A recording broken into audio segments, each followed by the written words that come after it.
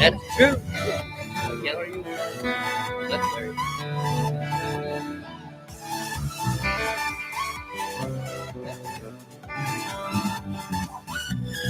On the live stream.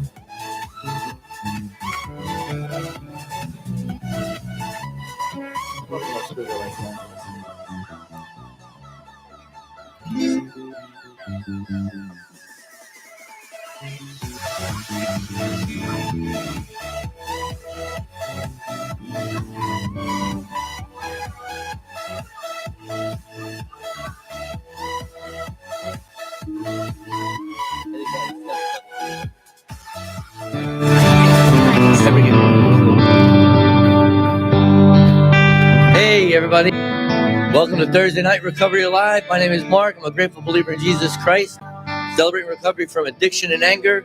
I work my program for codependency, self-pride. What's up, Ashley? For that? I'm sorry, Ashley, I don't know your last name. It's anonymous. Hey, if you're online and you're watching, welcome. If you tried to tune in the last couple of weeks, we apologize. But we've worked through some technical difficulties, and we are confident that you'll all be able to be with us tonight. So why don't you stand as we're going to worship together.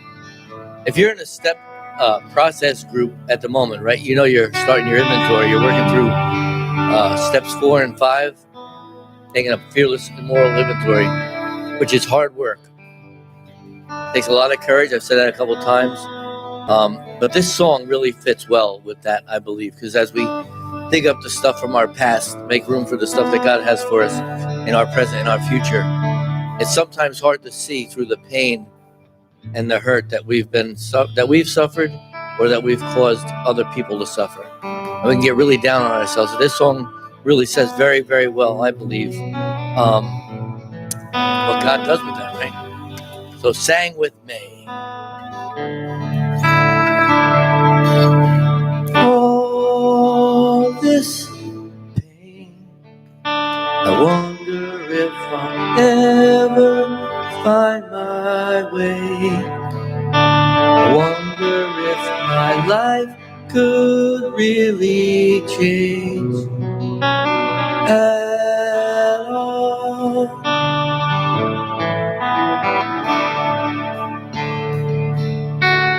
All this earth, could all that is lost ever be found?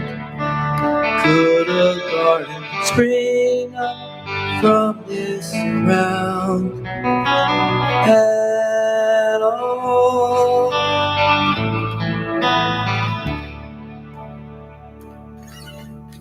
You make beautiful things. You make beautiful things out of dust. You make beautiful things. You make beautiful things out of us.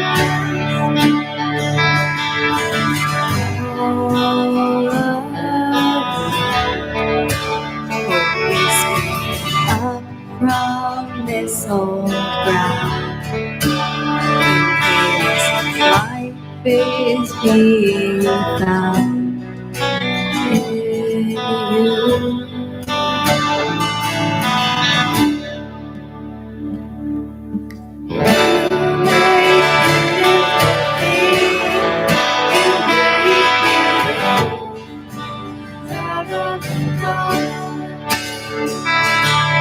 You make beautiful things. You make beautiful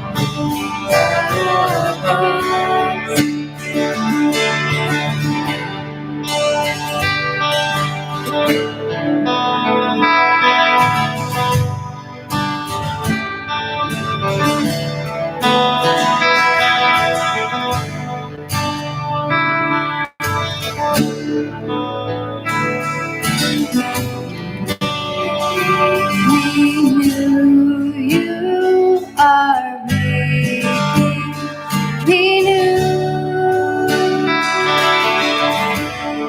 Let me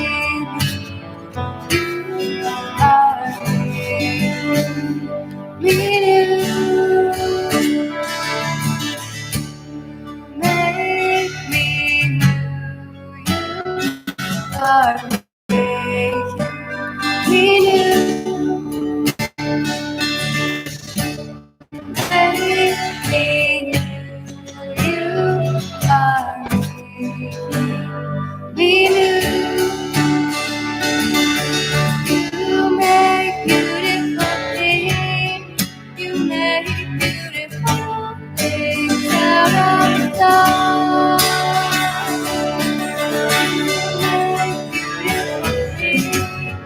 You make beautiful things out of love.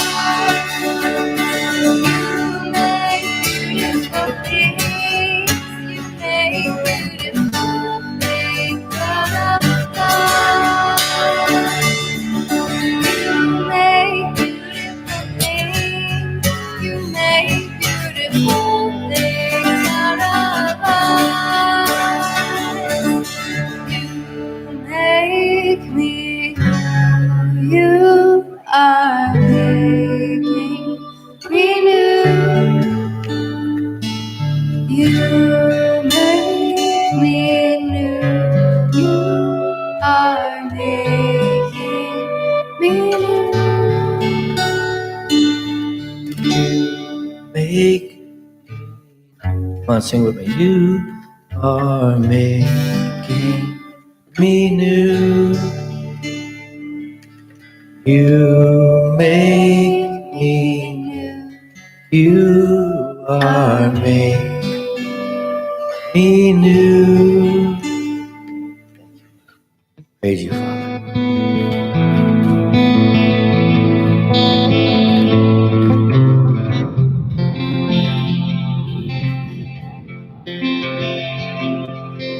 This song has such a special place in my heart, and I know I say that pretty often, but this is just such a wonderful, wonderful way to worship. The main theme of this song is for dry bones to come alive, and we have all felt like those dry bones sometimes, where just nothing that we are doing is helping, nothing we are doing is making our situation better or helping that family member become healthier. But we have the Spirit of the Lord in us, and we can call out. We have that resurrection power within us to be able to call those dry bones alive. So please worship with us. God of endless mercy, God of unrelenting love, rescue every daughter, bring us back the wayward son, and by your Spirit breathe upon and show the world that you alone can save.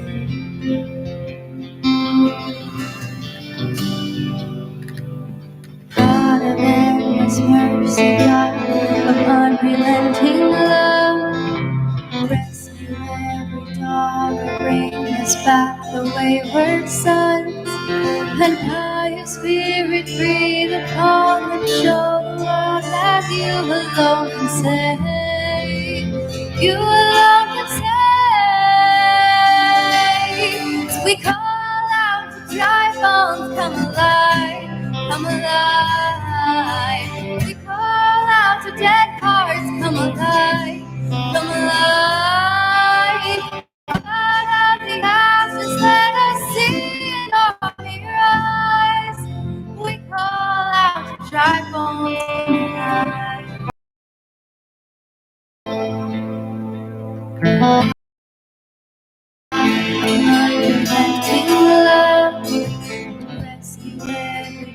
water brings back the wayward son.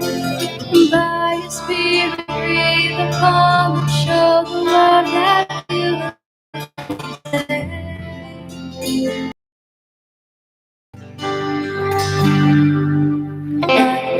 That you are God, yours is the victory.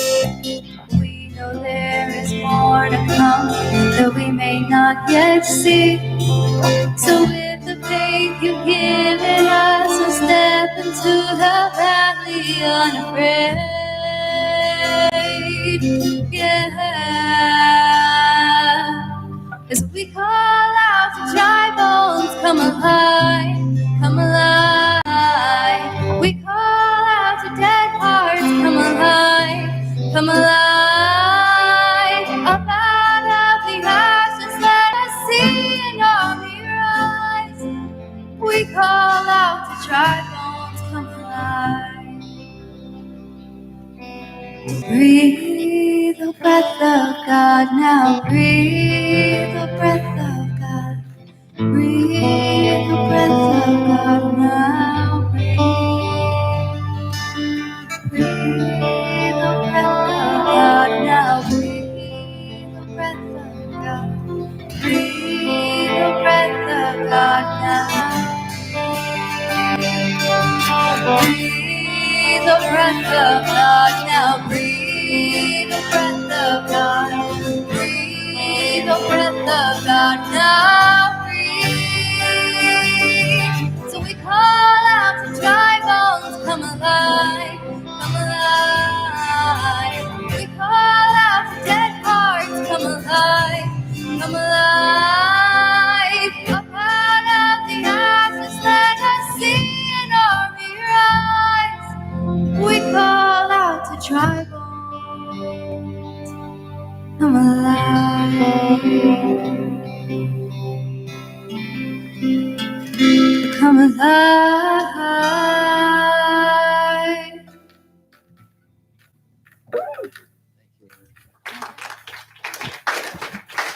So this may be a little distracting and maybe not completely appropriate, but we have no words on that back screen, Carrie. So if what we're singing ain't matching what's on the screen behind us, there's good reason. If we could fix that, that would be awesome. But these are really beautiful songs, right? And what a shame to be distracted by the wrong lyrics behind us and the other lyrics coming out of our mouths. It is so about the lyric. I tell these guys all the time, and I know they know it. It's not like I'm telling them something they don't know. Worship music is about the lyric, right? The music ushers you into the lyric, but it's about the lyric. We're singing and saying our praises for all that God has done, the things He's done. But you talk about the dry bones, and you think about Elijah, just amazing things that God has done, right? New song out, Tiny Little Miracle, 1,000 Little Miracles, Million Little Miracles, whatever it is, by Elevation. Crazy story about what God has done, how I shouldn't even be here, how beautiful God is, all the stuff He's done in my life. Every day is a miracle, another little miracle. Every moment there's a miracle, another little miracle. So I really would like to, I don't know if you want to do the song again. We could do the song again if we get the lyrics right. Next song.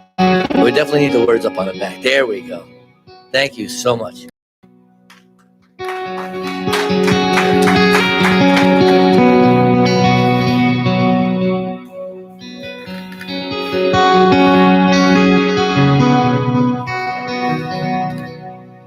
You go before I know that you've even gone to win my war. You come back with the head of my enemy. You come back and you call it my victory. All I did was praise. All I did was worship. All I did was bow down. All I did was stay still, stay still. Hallelujah, you have saved me. So much better your way. Hallelujah,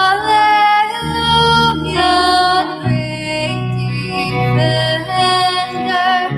So much better your way.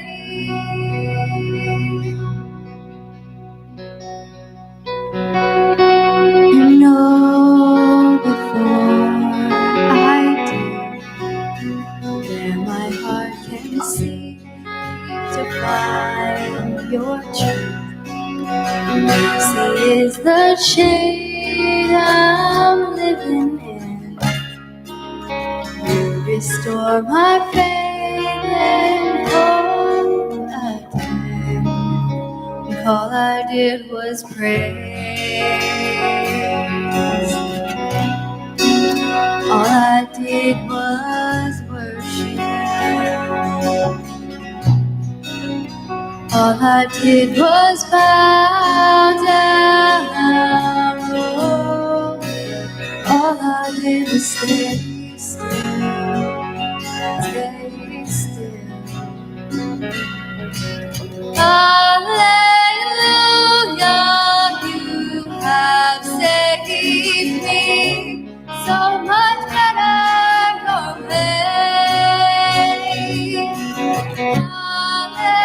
Hallelujah, great defender. So much better your way. When I thought I lost me, you knew where I left me. You reintroduced me to your love. Picked up all the pieces, put me back together. You are the defender of my heart.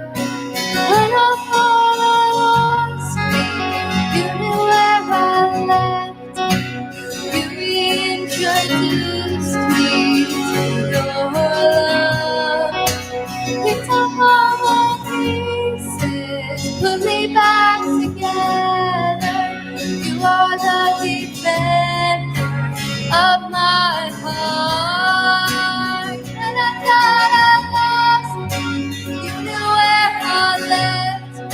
You reintroduced me to your love. Picked up all my pieces, put me back together. You are the defender of my heart.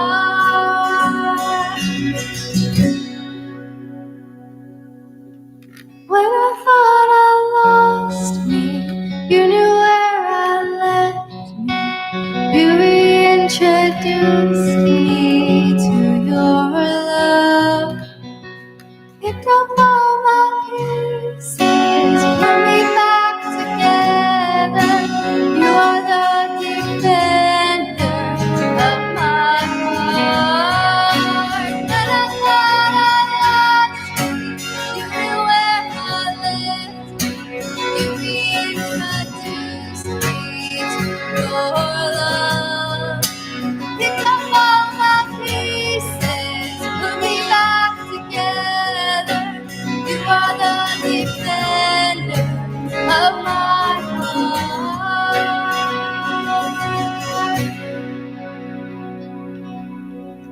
All I did was praise. All I did was worship. All I did was bow down. Oh, all I did was stay still, stay still.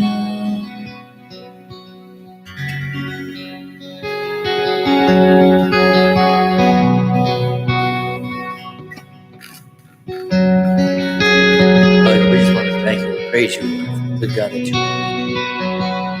Lord, what else can we do but honor and praise you? All the glory that is due your name, Father.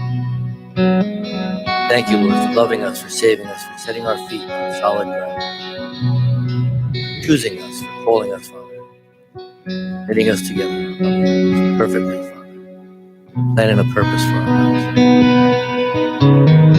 What else could we do? Thank you, Lord. We praise you, Father. Love you. In Jesus' name. Amen. Please say hello to the person next to you and then find a seat.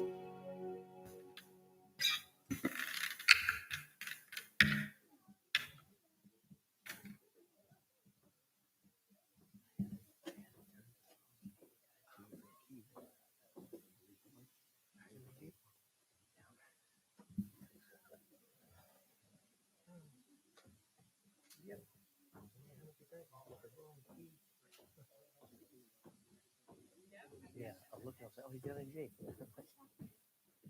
No music, no nothing, No, nothing. no nothing. Say something. Ah. Hey! I'm saying something. How's everybody doing tonight? Has it been a crazy week for everybody but just me? Okay, good. I used that expression earlier with Ashley. I said something about like the hot mess express. Well, that's what I'm feeling right now. I'm like, I actually feel like the train came, took me out, and this is the remains. Woo! I have had a week and I have tried my best. Don't know about anybody else, but I got a program for that. And so I've tried my best to live a little bit better this week. I know my husband's sitting in the front row and he could gladly let you know if I've failed or succeeded. But listen, I don't want to be there when that conversation happens. So whatever. My name is Maggie. I am a grateful believer in Jesus, and I struggle with fear of failure, anger, codependency, and unforgiveness. Okay, you could do that. I don't anyhow. I have to tell you, like, no music is really rocking me right now, okay? Y'all know me. I gotta put like a little what do we call it, Sasha Fierce in the Beyonce world. Like, I got to go into this like little alter ego before I can get up here. So, because that's just how I'm comfortable, because this is not my jam, okay? It is not at all. So I'm going to just make a couple of announcements, and I'm going to let you know before I say anything else, we are going to be taking up an offering tonight. So we don't have dues or fees, but we do have expenses. So somebody is going to come around and take an offering for us. It provides the food that we gave you at $4 a meal, even though we ran out. It was still only $4 for those that got here early enough to eat it. It provides resources and printing of papers that you get to take anything that's paper printed back there, any flyers or cards or they're called Step Talks. So the Step Talk material, you're allowed to take those and use those as tools for other people that you know might benefit from them.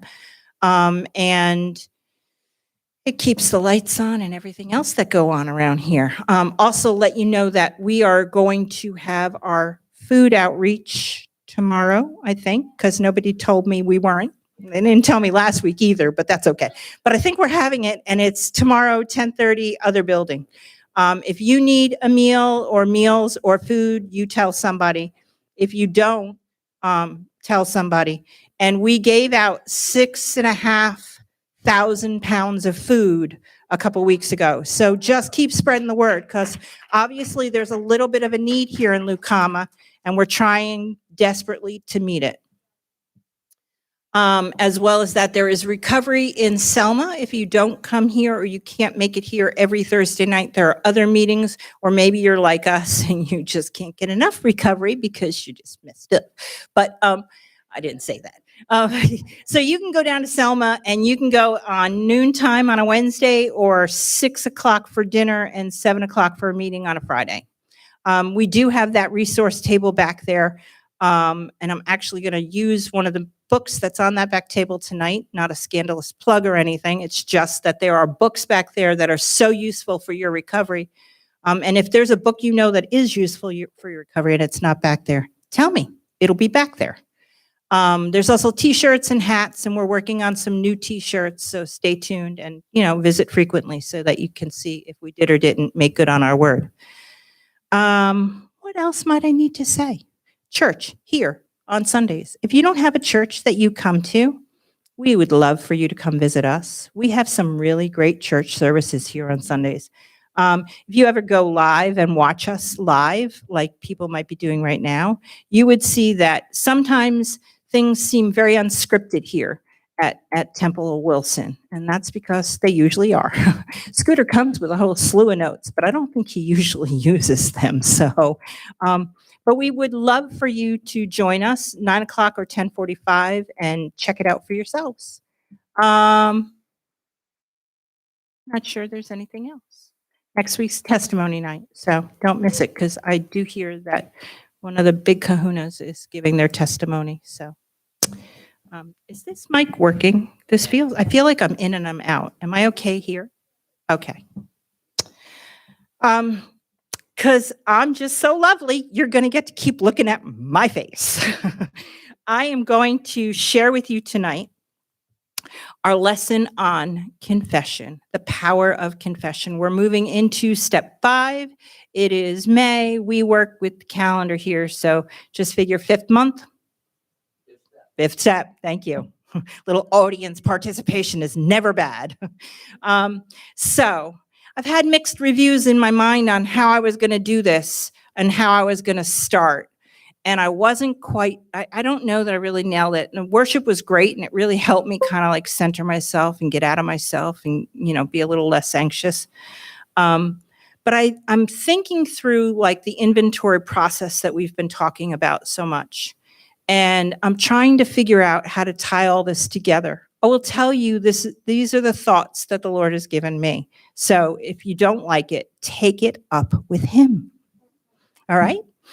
I don't know if that's fair to say, but I said it. So I am not a big fan of the recovery process when it comes to like digging and getting your junk out. I've always hesitated for this part of the process until I did it.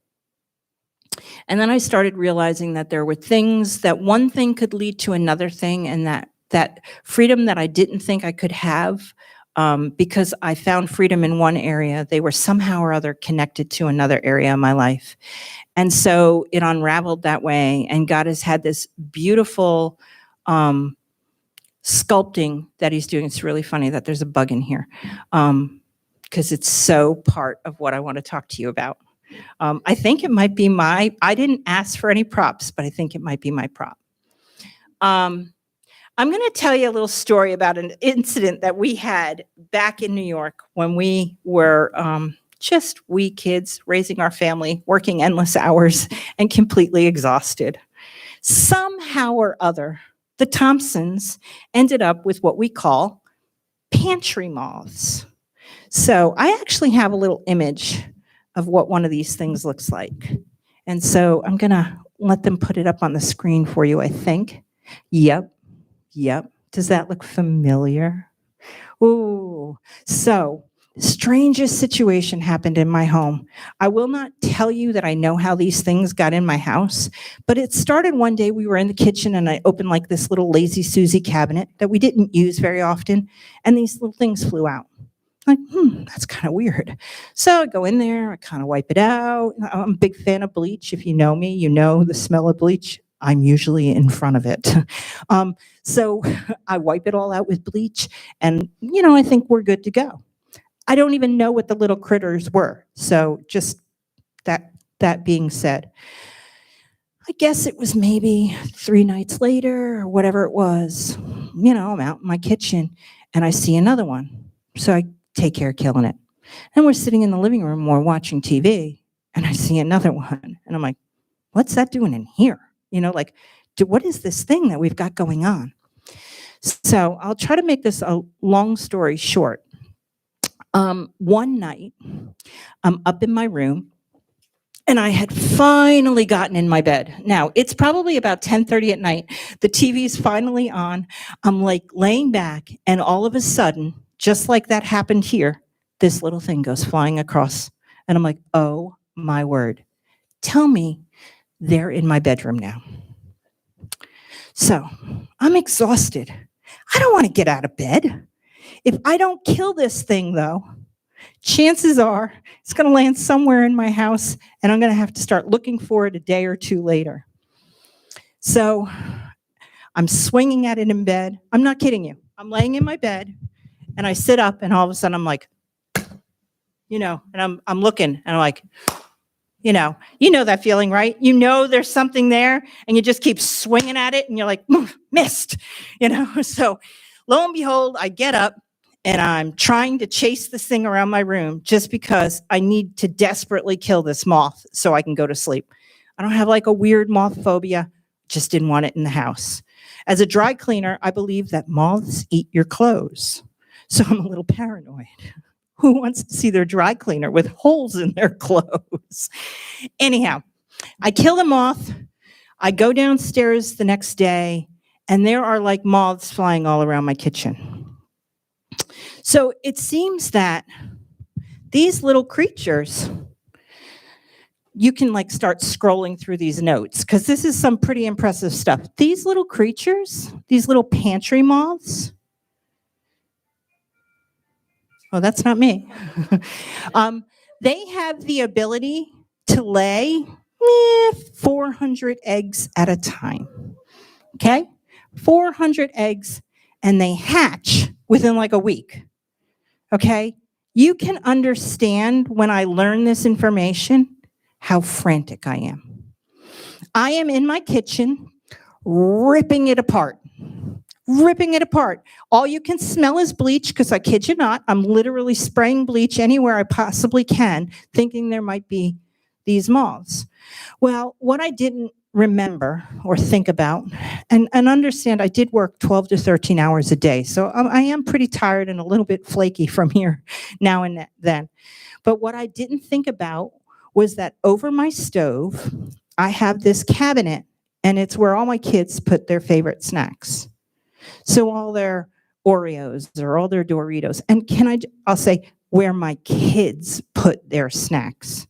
90% of everything in the cabinet that was open, wide open. And it probably had 400 eggs in each little container. I don't know. It just seemed like it was the last place you would think to go. And it was the farthest, deepest, darkest corner in my kitchen. And these things were the size of a pinhead, these little eggs. So I'm on this ladder and I'm looking in this cabinet in the darkest, tightest crevice of my kitchen. And there is this cluster that looks like a dust ball. And it's filled with all these little pinhead-sized things.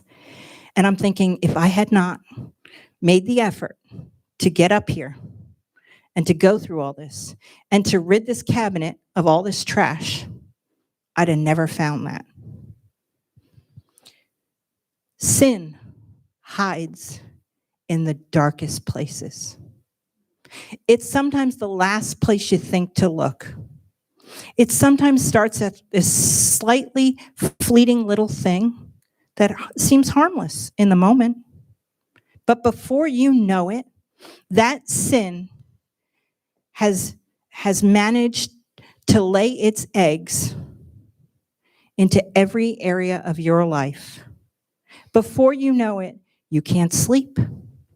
It's infesting your every corner of your mind. I don't know about you, but I have lived and had those things happen.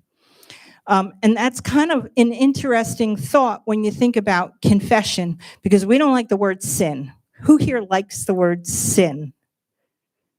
Yeah, me either. But Jesus believed in sin. He called sin, sin. And then he died for it.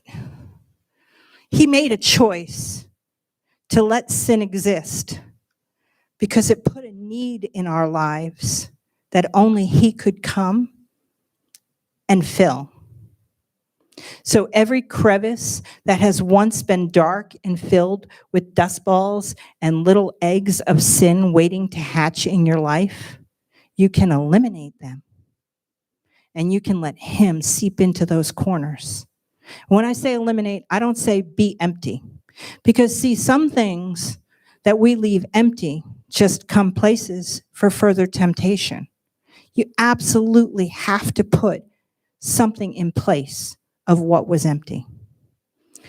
I think that people have walked around and felt lonely way too long. And they didn't call lonely lonely. They were, who wants to say, oh, I'm feeling lonely? And the next thing you know, they got a lust issue. Because loneliness can turn into lust if it's left unattended. I had a shame issue. I didn't know why I had a shame issue. It was really hard for me to put my finger on what it was that brought shame into my life. But what I did was turn to food. And so I developed this food obsession, and I couldn't, when I tell you obsession,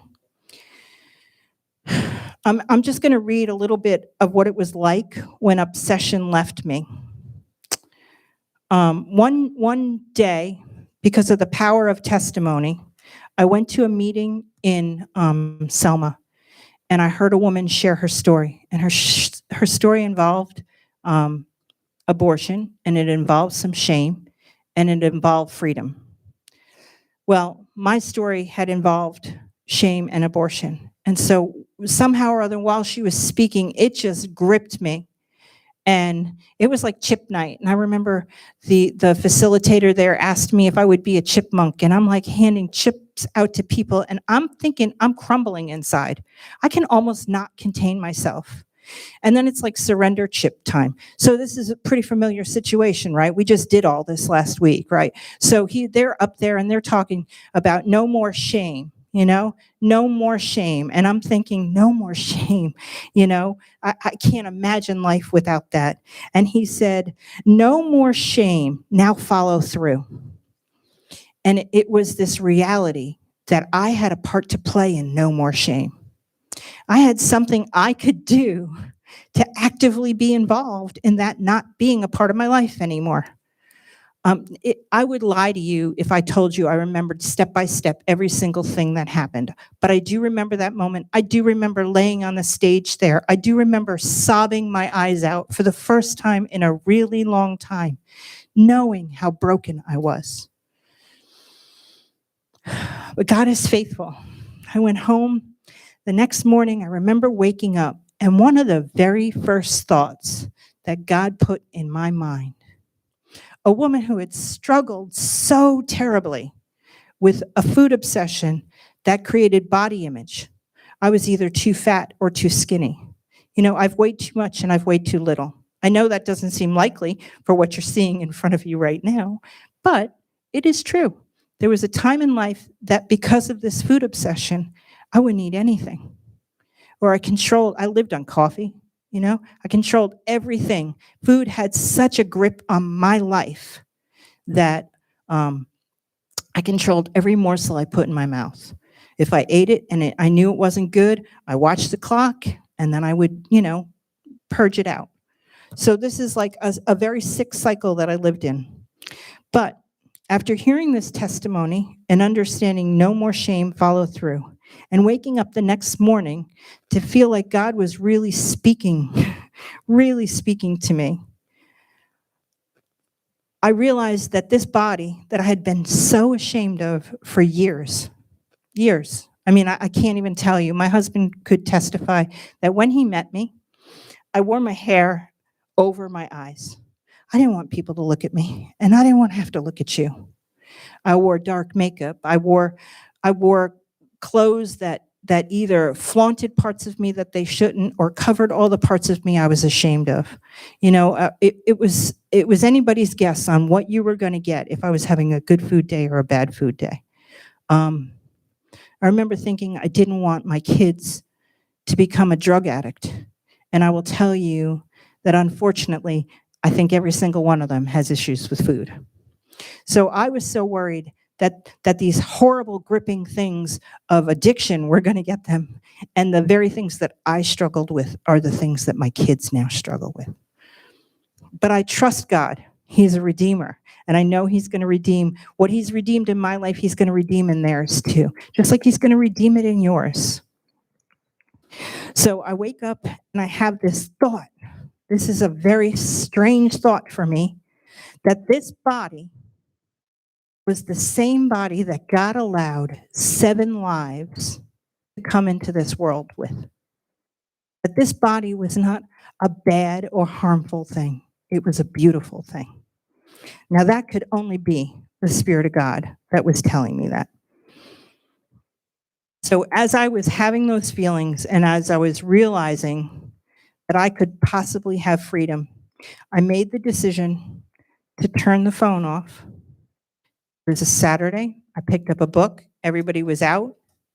And I read this book ferociously. I read this book like my life depended on it.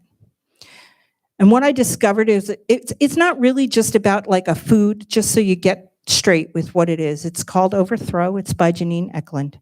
And it's not really about the fact that the obsession with food was what it was in my life. It's about what we put on the thrones of our life. And that's what I started to see. She uses the term usurper. And that was the thing that I had made the God of my life, was this food obsession. The food obsession was just a distraction for the shame. See, I couldn't get to the shame because I was so worried about the food. I was so worried about what people saw. Didn't matter what I had going on inside. It didn't matter what was in the deepest, darkest corner of the cabinet in my mind. What mattered was what people could physically see. Just go get that one moth and be done with it. But that one moth had gotten into, sorry, I'm from New York. It's not the nicest word to say, but that one moth had gotten into my world and it had laid its eggs and it had harvested them over and over and over again. And it took over my life until I could get on my knees and incline my heart towards the most divine thing that would change it. The only thing that could change it. I was angry. I was unforgiving. I had shame beyond shame because of the life that I had grown up in. Some of it was my fault and some of it wasn't my fault. But it wasn't until I took an inventory of what was really going on that I could even address any of the problems. So, because I had gotten a little out of control when it came to cleaning out the pantry, I decided to keep going.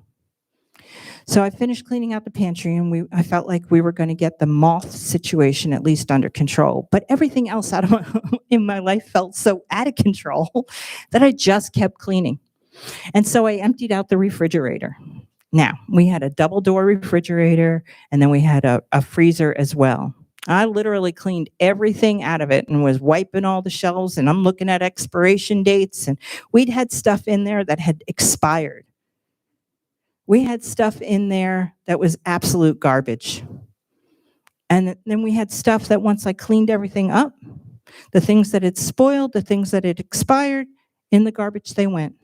And the things that were worth keeping, I put back in the refrigerator. Now, I'm a person that likes order, so the milk was on top, the half and half, whatever perishables might go that we had left over. It's like I have a little organization going on. And when I opened my refrigerator, it looked lovely.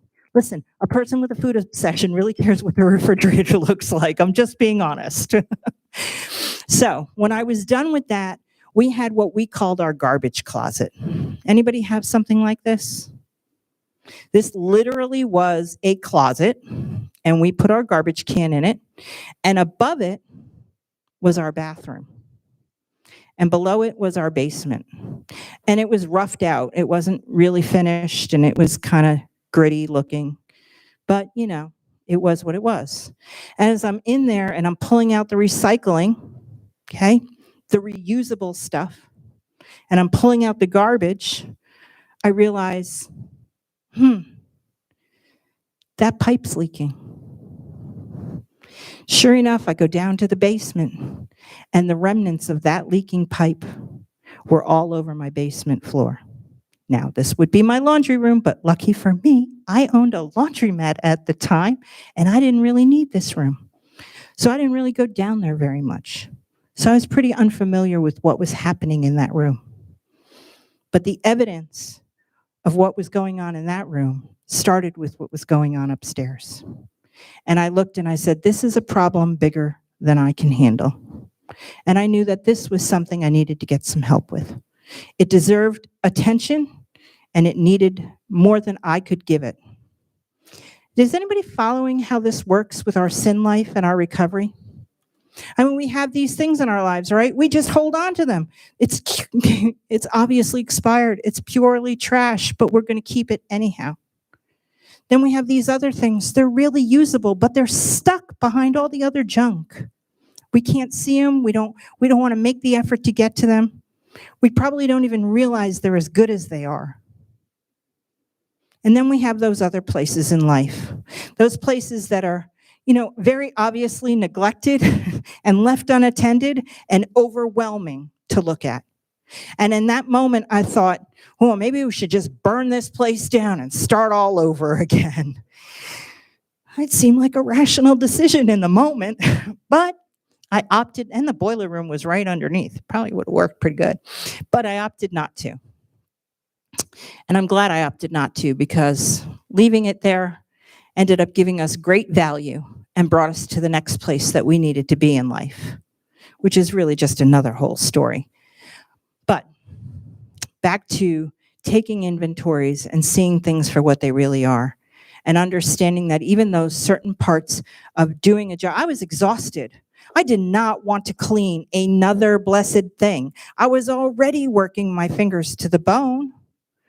But you know what?